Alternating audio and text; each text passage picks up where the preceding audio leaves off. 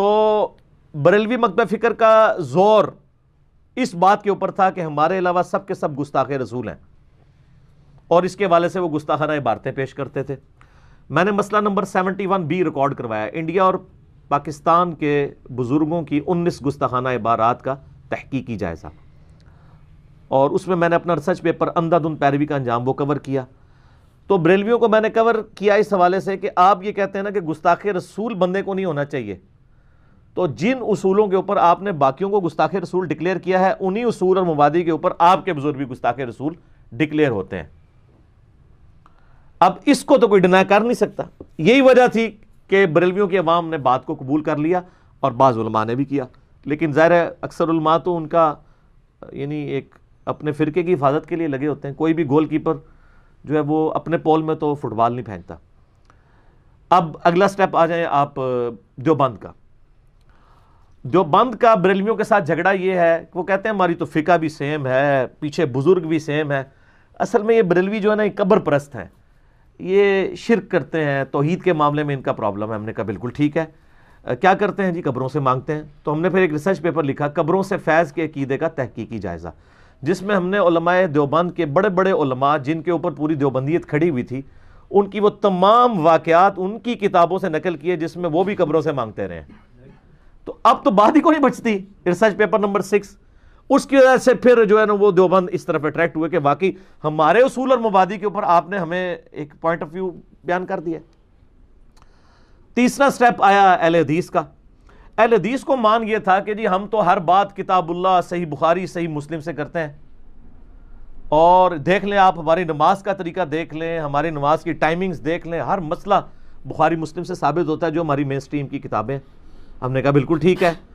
ہم نے پھر ایک سٹیپ اور طے کیا کہ صحیح بخاری اور صحیح مسلم میں جو آل امیہ کی بدماشیوں کے اوپر روایتیں تھیں اور اہل بیت کی سپورٹ میں تھیں، وہ ہم نے یعنی ایک خلافت و ملوکیت کے ایشو کو پبلک کے سامنے لے کے آئے کہ بھئی بخاری مسلم نے صرف رفع الیدین کی حدیثیں نقل نہیں کی ہیں، بلکہ انہوں نے تو آل امیہ کو بھی کنڈیم کیا ہے، اور سیدنا علی رضی اللہ تعالیٰ عنہ علیہ السلام اور اہل بیت علیہم السلام اور خلفائے راشدین رضی اللہ عنہم اجمعین علیہم السلام تمام کی سپورٹ کی ہے۔ تو اس پہ میں نے ریسرچ پیپر نمبر 5B لکھا، جس کی وجہ سے آپ کو پتہ ہے پوری دنیا کے اندر ایک تہلکہ مچ گیا، اور اس پہ میرے پھر ویڈیوز بھی آئیں۔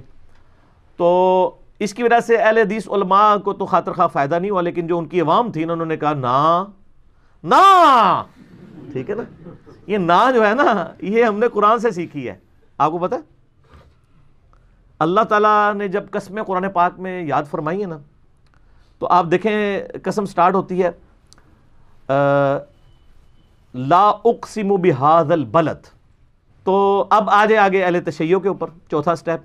اہل تشیع کو یہ اپنی جو ان کی اسٹرینتھ تھی وہ اہل بیت کی محبت، اور انہوں نے یہ راگ الاپنا شروع کیا کہ جی جو آل امیہ تھی ان کے دور کے اندر سیدنا علی پہ سب و شتم ہوتا تھا، تو یہ جو حضرت علی کے ساتھ بغض ہے، دشمنی ہے، یہ تو یعنی اہل سنت کی گھٹی کے اندر پڑی ہوئی ہے۔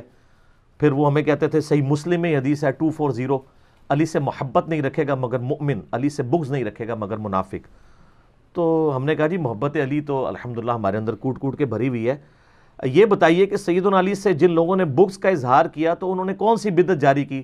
تو اہل سنت کے تو سفید داڑھیوں والے علماء کو بھی نہیں پتا ہوتا، اور شیعہ کے بچے کو پتا ہوتا ہے کہ آل امیہ کے دور میں صلح حسن سے لے کر عمر بن عبدالعزیز کا دور خلافت سٹارٹ ہونے تک یہ جو ملوکیت کے 60 سال ہیں، ممبروں پر سیدنا علی پہ سب و شتم ہوتا تھا۔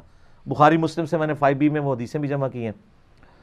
تو وہ کہتے ہیں کہ جی یہ تو یعنی آل امیہ کی بدعت ہے۔ تو ہم کہتے ہیں ٹھیک ہے، پھر آج اس بدعت کے اوپر کون چل رہا ہے؟ سیدنا علی کی سنت تو یہ ہے کہ انہوں نے خوارج جو ان کو کافر بھی کہتے تھے، ان کے بارے میں میں نے روایتیں جمع کی ہیں۔ المصنف ابن ابی شیبہ سے سیدنا علی کہتے ہیں کہ خوارج نہ تو مشرک ہیں اور نہ یہ کافر ہیں اور نہ یہ منافق ہیں۔ اب جو مشرک بھی نہ ہو، کافر بھی نہ ہو، منافق بھی نہ ہو تو کیا ہوتا ہے؟ مسلمان۔ تو خوارج کے جنازے بھی پڑھائے، ان کی عورتوں کو بھی لونڈیاں نہیں بنایا، تو یہ کس کی سنت ہے کہ مخالفین کے ساتھ صلہ رحمی کرنی ہے، اور یہ کس کی بدعت ہے کہ مخالفین پر ممبروں پر سب و شتم کرنا ہے؟ تو انہوں نے کہا آل امیہ کی. تو ہم نے کہا آج پھر بتائیں آل امیہ کی باقیات کون ہیں, سنی یا شیعہ؟ سنی تو ممبروں پر کسی پہ بھی لعنت نہیں کر رہے ہیں. یہ اہل تشیع کے ہاں جو رافضی غالی ہیں ان کے ہاں جو ہے وہ صحابہ کرام پر خلفائے ثلاثہ کے اوپر تان کی جاتی ہے.